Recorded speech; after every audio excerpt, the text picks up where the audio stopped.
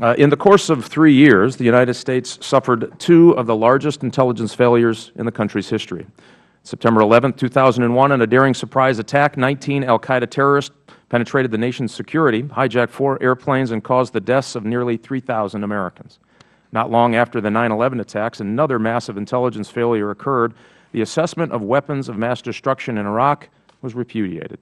In response, the Congress and the President's enactment of a Director of National Intelligence and a National Counterterrorism Center constitute the boldest strike at the reform of our national security infrastructure since and after World War II, when the Defense Department and CIA were created to prevent a repeat of Pearl Harbor.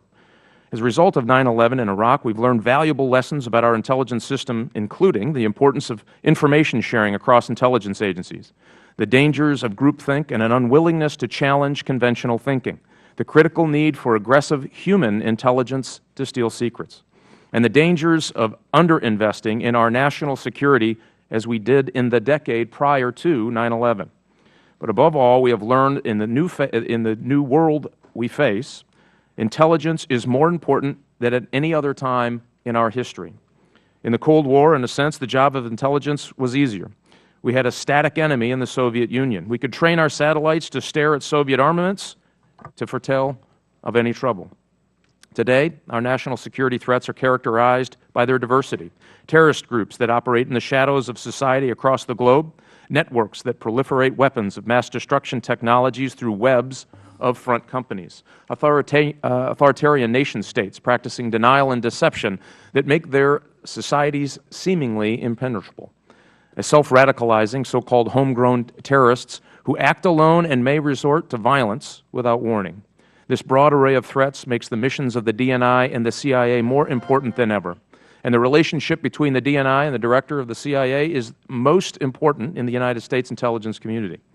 We have seen tremendous innovations and successes over the last 10 years. Good intelligence has helped thwart attacks, taken terrorists off the battlefield, put proliferators like A.Q. Khan out of business, and of course led to the takedown of Osama bin Laden. These successes were attributed to sufficient authorities and funding, attention from the White House, but also the integration of all the instruments of intelligence against the target. Your jobs are to create the institutions and processes that enable the replication of these successes as we move forward.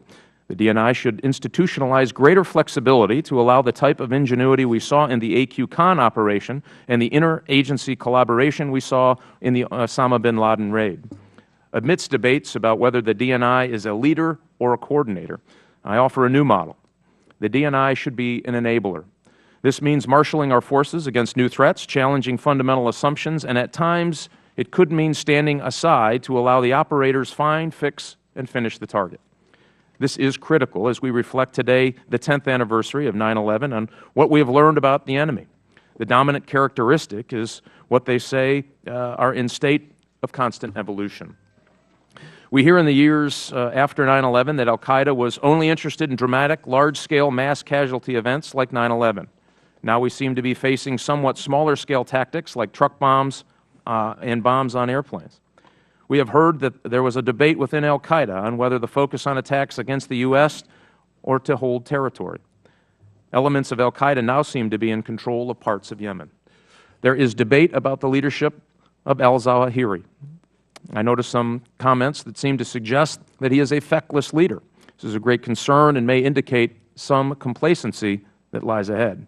Finally, I have seen numerous suggestions lately that the threat from terrorism has significantly waned and that the terrorists could be near defeat. This is a dangerous assumption.